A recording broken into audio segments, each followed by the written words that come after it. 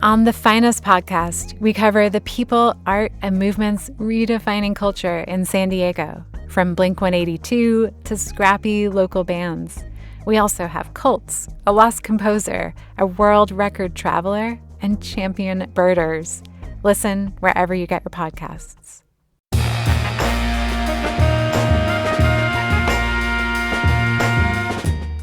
Welcome in, San Diego. It's Jade Hindmon on today's show. It's California State Parks Week. We'll look at the stewardship, preservation, restoration, and accessibility at the Tijuana River and Estuary. This is KPBS Midday Edition, connecting our communities through conversation.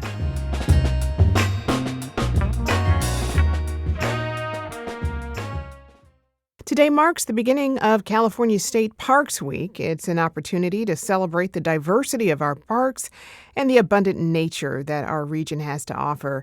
And did you know the Tijuana River Estuary is actually part of that? Well, my next three guests are with the Tijuana River National Estuarine Research Reserve. They're all doing the work to preserve the estuary and make it more accessible to all. Jeff Crooks is the research director at the reserve. Jeff, welcome. Thank you very much.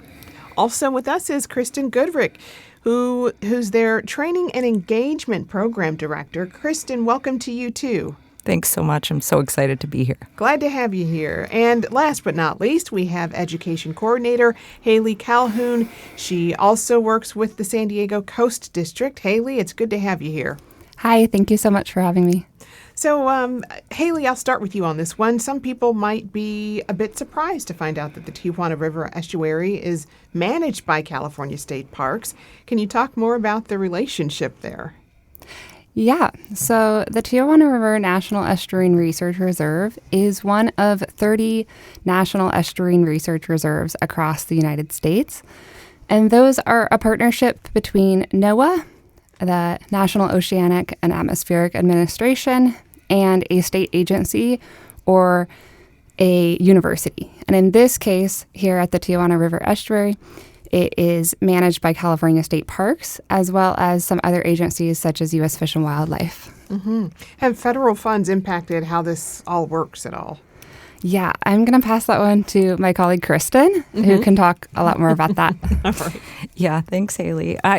Federal funds are extraordinarily important to our ability to manage the Tijuana Estuary. Our operational award is really the heartbeat of what allows us to provide the research, the training, the education programs that we have. But it has been at great risk. In this administration, we are not currently in the presidential budget, but we are very grateful that we have great advocates and supporters in Congress who have voted to put us back in the budget. Oh, that's great. Well, Jeff, paint the picture for us. What does it take to preserve and restore the Tijuana River and its habitats? Yeah, it's a very special place. I mean, the first thing is that the estuary and the state that it's in has been in the works for decades. And the fact that it's conserved and there is critically important. It's really the largest intact coastal wetland in Southern California, where you have ocean to beach to sand dunes to tidal channels to salt marsh up into the fresh water. There's really no other system like this in Southern California that's protected like this.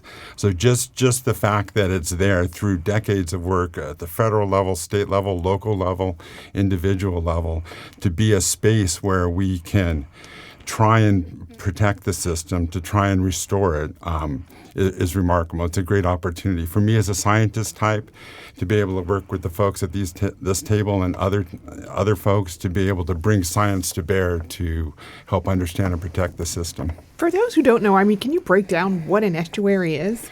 Yeah, an estuary technically is where the river meets the sea, and I like to think about it as really the one place on Earth where land, sea, and fresh water come together.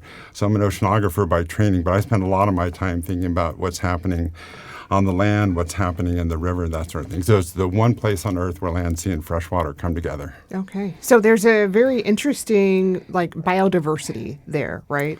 Yeah, it's very rich habitats from all of these habitat types coming together in this system. We have a rich diversity of species, a lot of interactions going on there. It's a complicated place. You can't just think about what's happening in the estuary. You need to think about what's happening in the ocean and on land and on the freshwater side of things. That's all coming together and meeting in the estuary.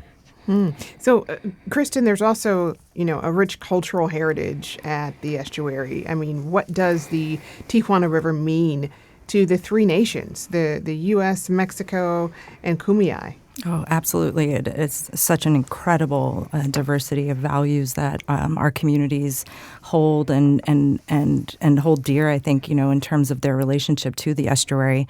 I'm a social scientist, so I have this amazing opportunity to get to work in these interdisciplinary settings with scientists like Jeff and others who study the place from a biophysical perspective. But what we're really interested in also studying is just the unique cultural heritage that we're situated within. Like you mentioned, we are situated in a multinational setting, the U.S., Mexico, and Kumeyaay Nation, and each of those communities have really diverse perspectives to bring to bear as to how we think about how to protect this place, but also how we think about what action means in the face of a changing climate. So, these practices or traditions and values that are passed down from between generations, it feels like a really important thing for us to be kind of understanding better and helping to direct and manage what the future looks like for the estuary. Wow. And Kristen, part of what makes this restoration work so important is it gives people a place to connect with nature. Walk me through that and what this restoration work really consists of. Yeah, I think we see the estuary as a place for restoration of the natural habitats, but also of ourselves and of our community cohesion and our bonds. The restoration of this place means so much to so many people. And I think it just offers an opportunity for us to think about what repair looks like in a really severed environment. We have the U.S.-Mexico border running through our watershed and separating communities from each other.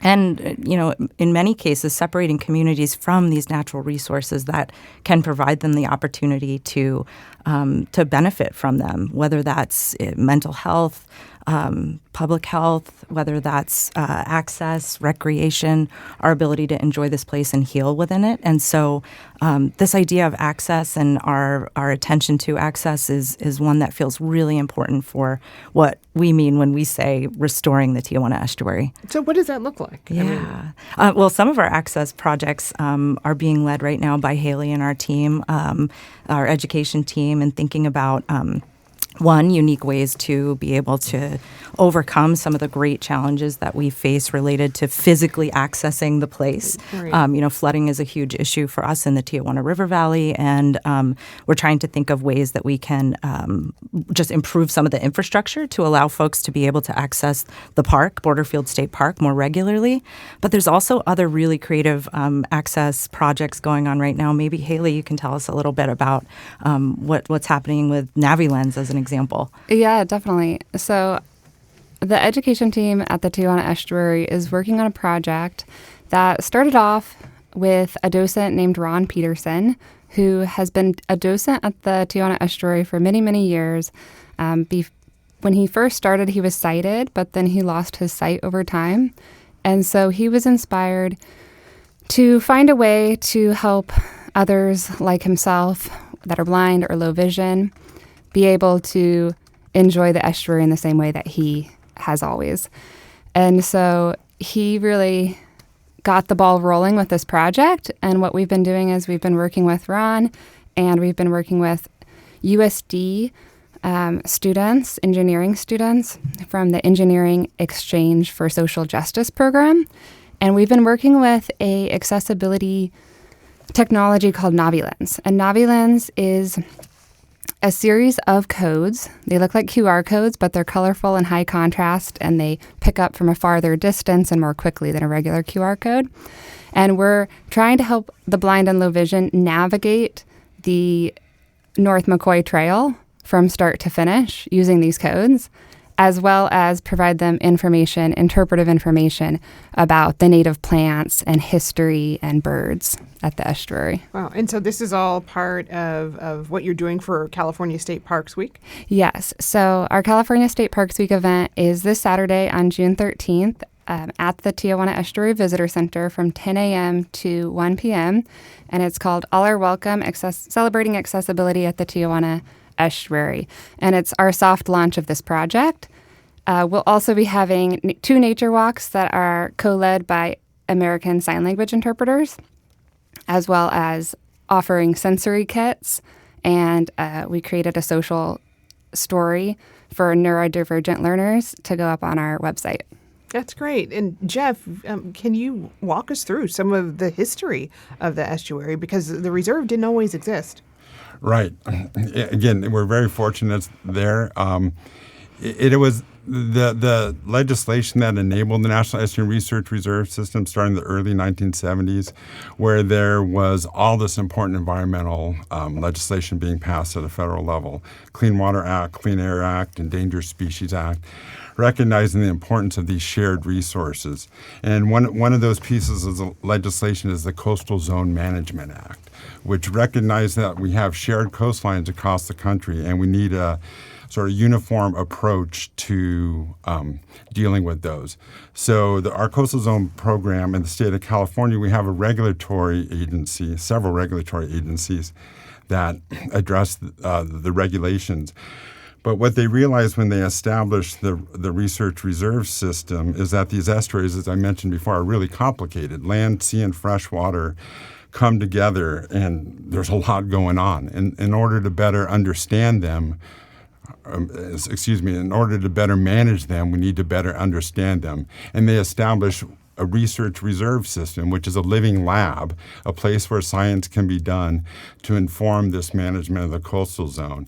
And management can be like on the ground land stewardship, restoring tidal channels, restoring salt marsh.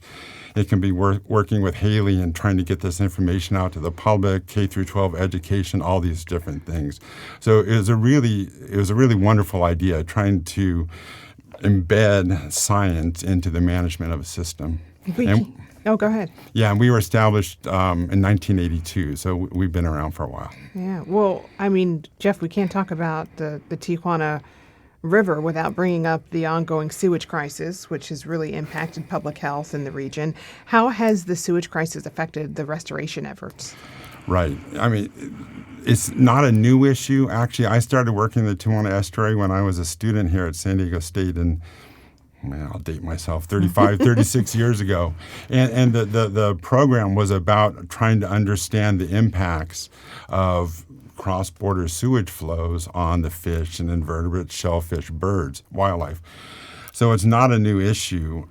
It's received a lot of attention recently and has gotten particularly thorny recently. But a lot of what we're trying to focus on is the ecosystem health angle of this. And what our program, research and monitoring program, does is try to come up with these indicators, these things we can track to see how the system is responding to management intervention or lack of intervention.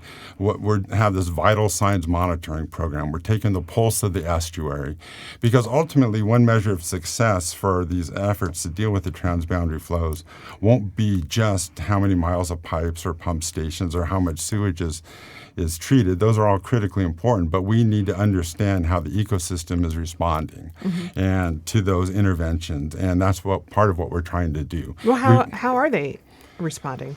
Yeah, we've definitely seen impacts, and I'll admit that I was a little slow on the uptake in terms of what might be happening with these increased flows we've seen in recent years.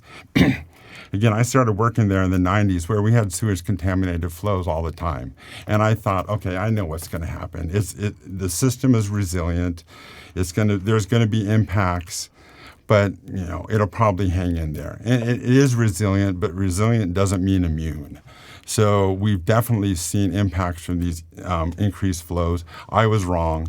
Both the amount of the flows coming across the border in recent years has been increased, so we're seeing impacts related to that, especially related to low dissolved oxygen in the water, which is necessary to support life.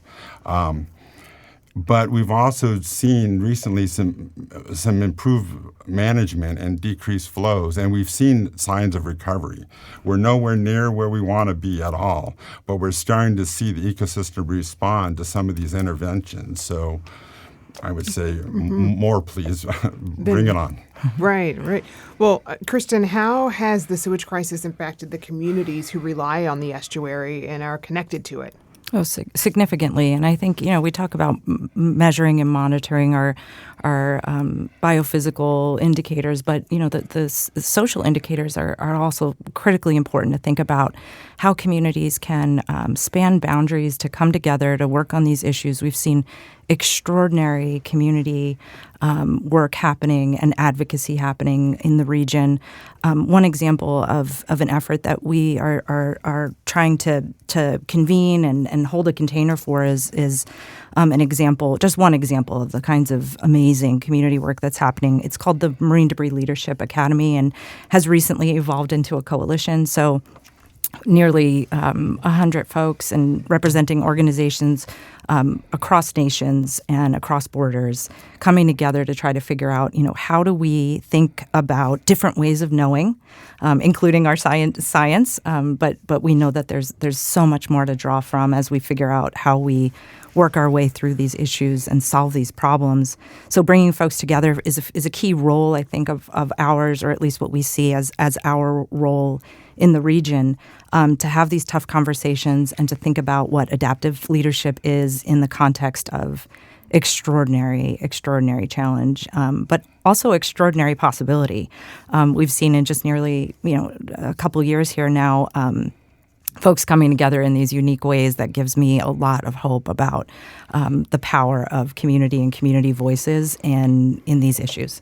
And Haley, I'm sure there's a lot of hope in, the power of the next generation from an educational standpoint. Do you have anything to add to that?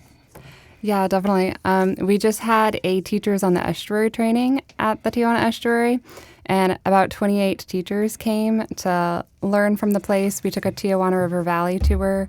One of them commented that they were surprised to find that despite the many challenges we're facing, the estuary can be a really fun place to experience and learn about and share with their students. And so the fact that surprised them made me think, wow, it's really important that we communicate this message to the wider group of teachers and students and everybody else. Right. That, it is still an incredible place to visit. I've been going there since I was a child, so it means a lot to me. Yeah. And it's you create this culture of appreciation for this space and land and the ecosystem, and how it sustains us as well, right? I mean, what are your hopes for the future of the Tijuana River Estuary? Yeah, my hope is that we keep on keeping on. Again, this is a long-standing issue with the transboundary flows of not just sewage, but of sediment and as Kristen mentioned, trash, marine debris. We have this program in place that's been there for 40 years. We work with tremendous partners who are there helping us push along and help both protect the place, but really demonstrate how special it is. Again, like Haley mentioned, you hear a lot about what's going on in the Tijuana River Valley, and then people are surprised when they come down. There's a lot going on there. I like to quote Jurassic Park. Get really sort of erudite about this. Life will find a way, right? We're asking too much of this ecosystem. What we're trying to do to it, the impacts we're having, the transboundary flows, but yet it's there. It's resilient, and I see that our job is to help the system help itself, and then help us in return. And I think we can do that. And Kristen? I have many hopes. I think, my most immediate one and one that causes, I think, all of us a fair bit of anxiety is just that we will continue to be funded in the federal budget. We are halfway through the appropriations process. We have great signals that Congress continues and has historically supported us and kept us whole. But, more immediately, we really need to stay here to be able to keep doing this work. So that's a real immediate one. But my greater hope is that we just continue to explore and experience the ways that we can be in a reciprocal relationship with this place. So, our health depends on the estuary's health and vice versa. And so our ability to keep protecting this place, keep exploring what cultural heritage means to the many communities that depend on it, how we can think about cultural heritage as a bridge from the past to the present, to the future, feels really important. And we have some exciting things on the horizon about how we hope to integrate some of that into our planning for what's ahead. So those are just some of them. Wonderful. Haley, any quick final thought? Yeah, I think my hope for the estuary is, as an Imperial Beach resident myself, that more residents know that this amazing resource is just in their backyard. And the same for teachers and students, and that we can welcome more groups to the estuary and teach them all the amazing things that we have come to love about it. All right. I've been speaking with Jeff Crooks, Research Director at the Tijuana River National Estuarine Research Reserve, Kristen Goodrich, Training and Engagement Program Director and Education Coordinator, Haley Calhoun. The reserve will have its wayfinding event for California State Parks Week on Saturday, June 13th at 10 a.m. And of course, we'll include more details at kpbs.org/midday. Jeff, Kristen, Haley, thank you so very much, you all. Thanks for having us. Thank you.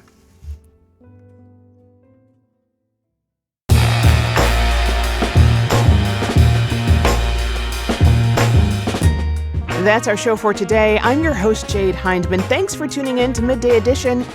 Be sure to have a great day on purpose, everyone.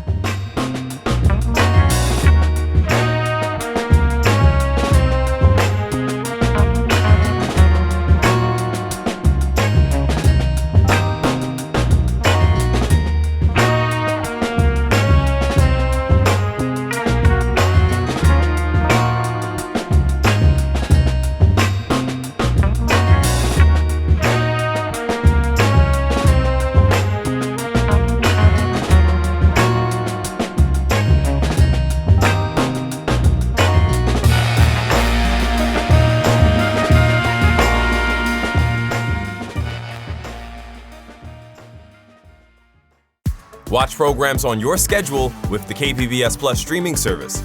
See new episodes of Nature and Nova, latest news from PBS NewsHour and KPBS Evening Edition, local shows like Ken Kramer's About San Diego. Learn more at kpbs.org/KPBS Plus.